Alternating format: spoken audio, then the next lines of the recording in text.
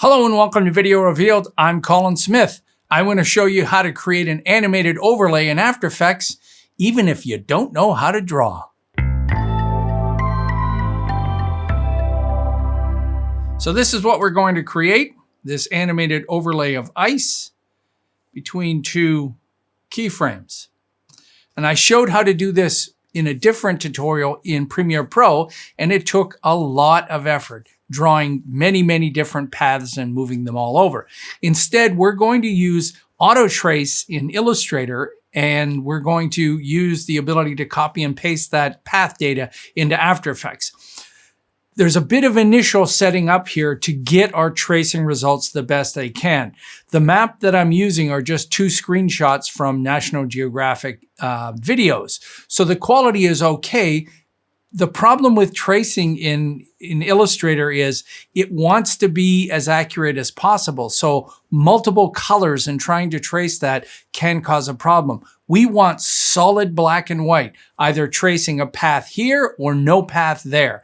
And the best way to do that, although Illustrator has some tools to make tracing better, you can't beat Photoshop for image editing. So we'll start in Photoshop, we'll jump to Illustrator, and we'll finish up in After Effects. Here we go. So let's go to Photoshop. I have two states here of this shape, that shape there and that shape there. And I'm going to use my Quick Select tool.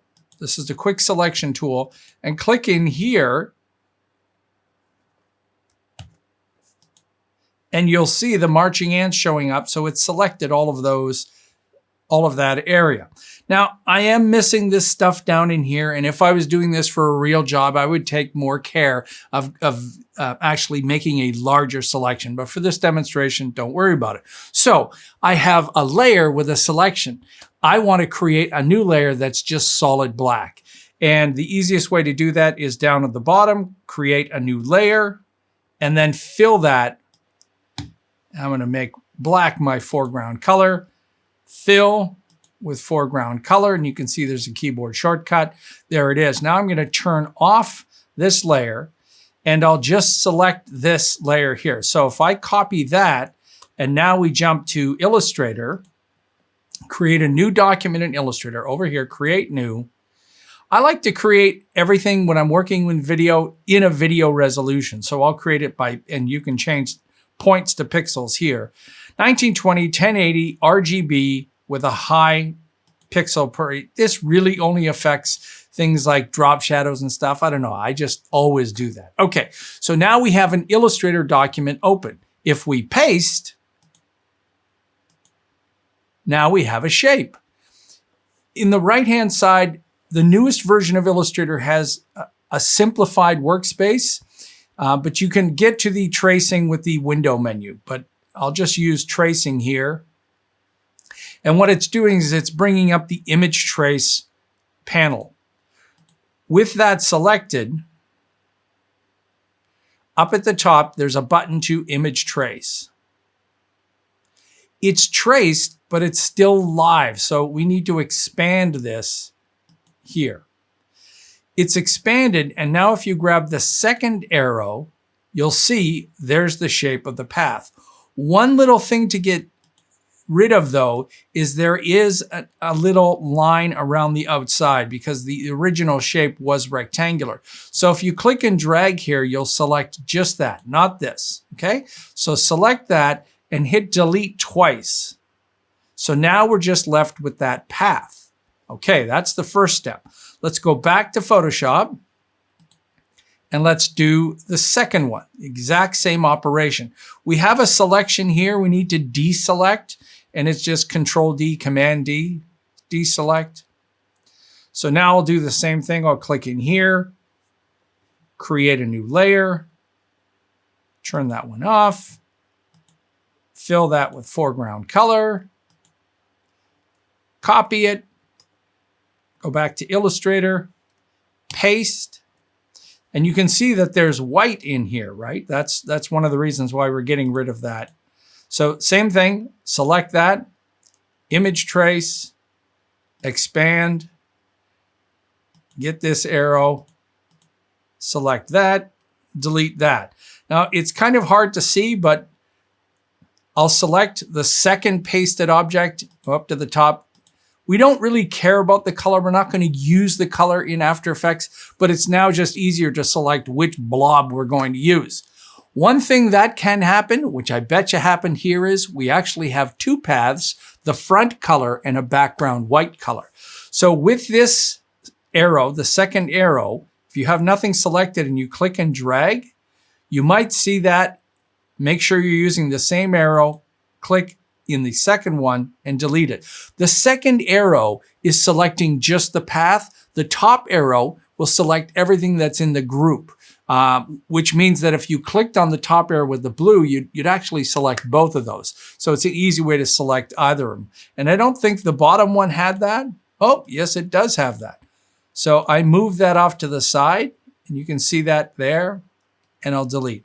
I don't know if this really makes a difference, but I think it's just better for you to understand how many pieces are in there. And actually in the image trace, you can tell it to disregard white. I didn't want to have to go through all of that. So now we've got two shapes. We've got that shape and that shape. Okay, now I'll select the background shape and copy that. And we'll jump to After Effects. And I'll turn our pieces off here. So we just have the initial shapes here. So this Earth was a better shot from Google Earth, where I just carefully tried to position it in the same place as the video. I'll turn that off because I need to see where the ice flow is. So these are the two images, the same ones we traced in Photoshop. To paste it in, and by the way, you just bring those in here. You can double click and import them. You can drag and drop them into here. You can go to the File menu and choose Import. And this is just a composition, new composition. It's just 1080 by 1920, 1080, however long you want your animation. So that's the comp that I've got here. So it's a composition. Okay, so I need to have something to paste into. So in the layer menu, new solid, I'll make sure that it's the comp size and the color that I want. And this is a large comp that I'm using. Click OK. Now I've got a solid layer of a solid color and it is selected. So when I paste now, it's actually going to paste a mask. What's important is that all of these points are selected. So if you move your mouse over to the edge, you'll see it turn black and move it into position. If you have to scale this, then you can hit Command T on Mac, Control T on Windows. And this gives us the same free transform controls that you would have in Photoshop. It's a little bit tricky, but you can get there. Just deselect that. So there's our first shape. If we open up this new solid, we'll see masks. Open that up and you'll see mask 1. Open that up and you'll see mask path. If you don't do the next step, then your new mask will remove the old mask. Well, actually, it's not two masks. It's one mask with a different path. So any animation in any program requires two keyframes. So we're going to keyframe the first shape and the second shape. So this is the first shape. I'll place my playhead where I want the first shape to be, and I'll click Mask Path. So up to this point, that's where that shape will be. It won't change. I'll move down to the next area, go back to Illustrator, select the blue blob, copy that, go back to After Effects, again with everything still selected, you know that mask is still selected, paste. Again, I need to tweak this, move this over to here, and now I'll hit play. Whoop. And you can see, oh, let's turn off the other layers. So remember we had those bottom layers on, and we'll turn on the better quality. So one of the first things you might notice is it's actually animating, but it's spinning around as it's animating. And that has to do with the way that the path was created in Illustrator and the way that the path is animated here in After Effects is based on what's called a first vertex. So they call them vertexes here in After Effects, call them points in Illustrator. And that's the point. Every single path, you can't change this, every path has a first vertex. So let me just show you real quick what that means. Let's grab a new layer just for demonstration purposes, a new solid, and I'll make that red.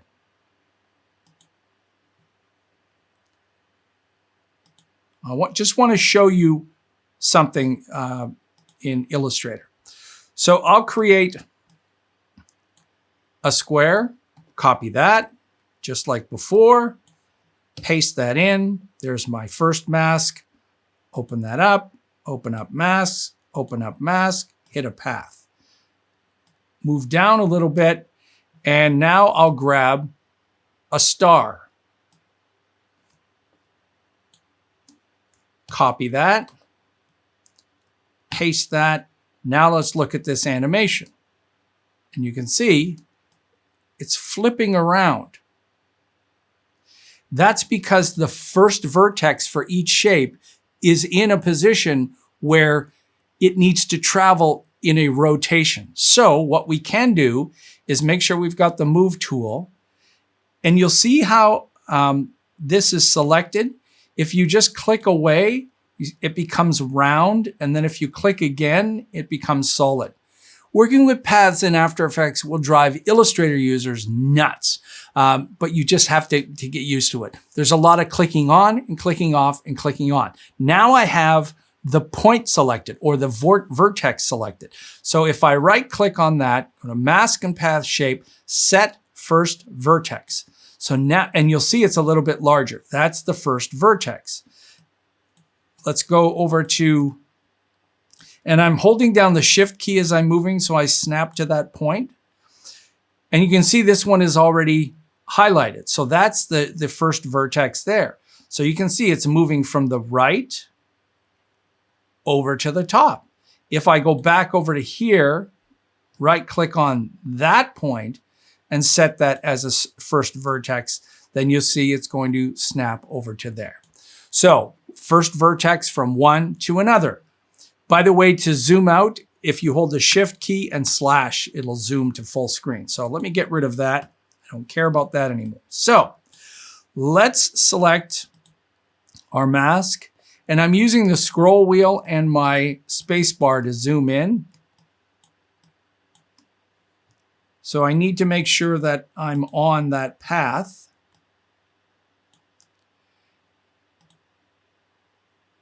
And I'll right click and set that corner, set first vertex. Over in the left-hand side, this god-awful color is so hard to see. So if you click on it, you can change the color. And a lot of times I like to change it to a bright green so I can see what the heck's going on. Or in this case, maybe let's make it a dark green. A little easier to see that point. So that's the first vertex. We'll go back over to this one. Mask, set first vertex, Shift slash. Now we'll zoom out. And now you can see it's locked in its position over there. The last thing, one other thing I want to show you is that in this shape, if we select these keyframes, and if you go to Mask Interpolation, which I had opened before, it's in the window menu, Mask Interpolation. What this can help you do is it can definitely help you. I'm just going to drag that out over to here. And here you can change the way the interpolation or the animation is between these two frames. So you need to select at least two, and then this becomes available. You can choose whether to use linear vertex paths. So if you mouse over, you see a lot of tooltips over here. If unchecked, it will allow you to travel along curved paths. Oh, okay. So if you turn that off and then apply it, watch what happens down here. See, it's created a bunch of new keyframes. This one, this obviously doesn't work. I'll undo that. So we'll leave that on. You can set things like the bending resistance. So if I turn that all the way down to 0, you have to apply this each time. So it does something different, okay? But try these out. Try turning the quality up, and you can go to 50 or 0 to 100%. You can add mask paths. How it's added, you can use a one. There's no tried and true method. If the animation you have isn't exactly what you want, use the mask path interpolation. Now, honestly, again, if this was for a job, this animation from National Geographic had about 10 states, not 2 states. That's why this is really, really odd, the way that it zooms around. I would have done 10 different traces in Photoshop, 10 different paths in Illustrator, and pasted 10 keyframes on the same path, because the ice actually changes very different shapes. So if I didn't want to do that, I could go into the middle of this. So let's undo everything we've done here. I could go into the middle of this, and I could select different parts of this and move it around. Oops. Deselect, deselect, deselect, select.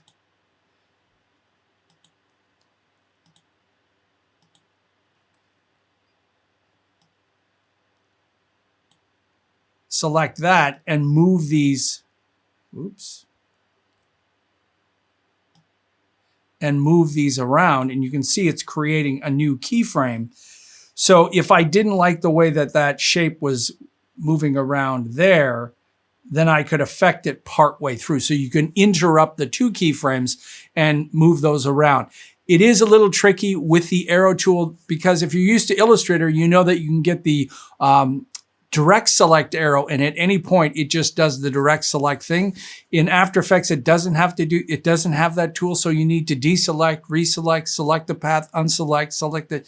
It's a little tricky, but you can do it. But the bottom line is, I went to Illustrator and copied 2 completely different shapes and animated an incredibly complex mask. If you watched me in the Premiere version of this animation, I had to draw the 2 paths by hand meticulously, and it took forever. So this will get me there much quicker, and then I could tweak everything on top of that. Oh yeah, one last thing I did want to show you in my example that I completed is there is another shape here, and that's this shape as a matte. And I'm using that with the ice so that the ice is underneath these shapes. And this is no different than any kind of matte that you would use. It's a black and white image, and you show your track mattes, and sometimes you need to turn these on over here on the left-hand side.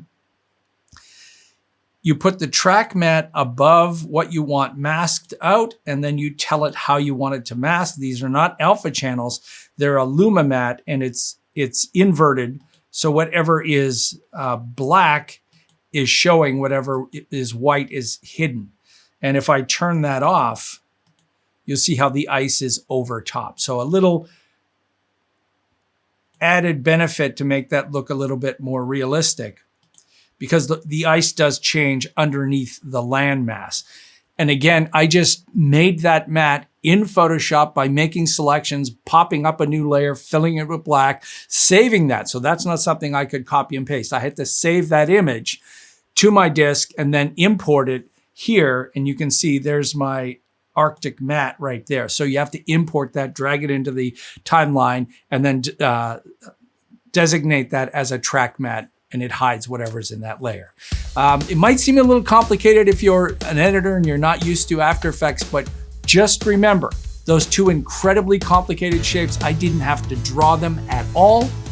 I selected them, converted them to a path, and then with auto tracing in Illustrator, and then pasted them in After Effects. Huge time saving. All right, have some faith, give it a try. All right, if you're new to Video Revealed and you like learning things like this, take a moment and subscribe, and you'll be notified if you ring the bell of all of our new tutorials. If you want to support us some more, you can do that through PayPal. There's a link in the description and one on the front of the channel. Thanks again to all of our wonderful PayPal donors. Till next time, I'm Colin Smith, and I'm dragging you editors into the not as complicated world as After Effects can.